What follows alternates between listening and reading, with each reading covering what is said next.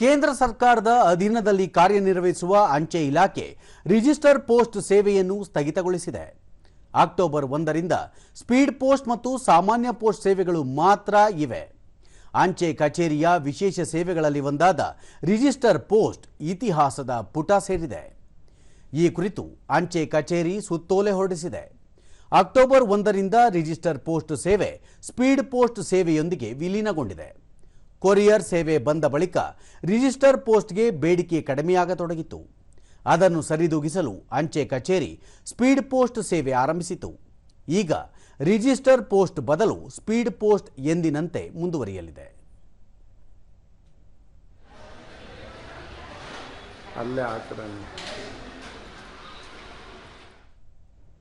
DD ನ್ಯೂಸ್ನೊಂದಿಗೆ Nanjangud ಅಂಚೆ ವಿಭಾಗದ ಅಂಚೆ ಅಧೀಕ್ಷಕ ಎನ್ ಗೋವಿಂದರಾಜು, ಅಕ್ಟೋಬರ್ 1ರಿಂದ ಅಂಚೆ ಇಲಾಖೆ ರಿಜಿಸ್ಟರ್ ಪೋಸ್ಟ್ ಸೇವೆಯನ್ನು ಸ್ಥಗಿತಗೊಳಿಸಿದ್ದು, ಅದನ್ನು ಸ್ಪೀಡ್ ಪೋಸ್ಟ್ ಸೇವೆಯ ಜೊತೆಗೆ ವಿಲೀನಗೊಳಿಸಿದೆ.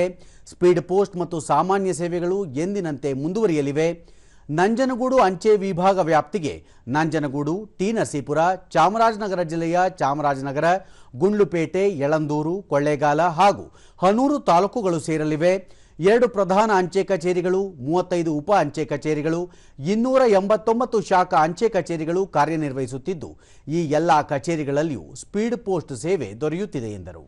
ಕೊಳ್ಳೇಗಾಲ ಮತ್ತು ಯಳಂದೂರು ತಾಲೂಕುಗಳು ನಮ್ಮ ನಂಜನಗೂಡು ಅಂಚೆ ವಿಭಾಗದ ವ್ಯಾಪ್ತಿಯೊಳಗೆ ಸೇರ್ತವೆ. ಈ ನಮ್ಮ ನಂಜನಗೂಡು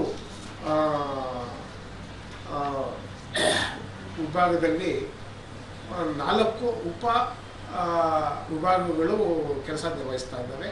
ಆ 4 ಉಪ ವಿಭಾಗಗಳು ಅಂದರೆ ನಂಜನಗೂಡು, ಕೊಳ್ಳೇಗಾಲ, ಚಾಮರಾಜನಗರ ಮತ್ತು ಟಿ ನರಸೀಪುರ, ಇಷ್ಟು ಉಪ ವಿಭಾಗಗಳು ಕೂಡ ಕೆಲಸ ನಿರ್ವಹಿಸ್ತಾ ಇದ್ದಾವೆ.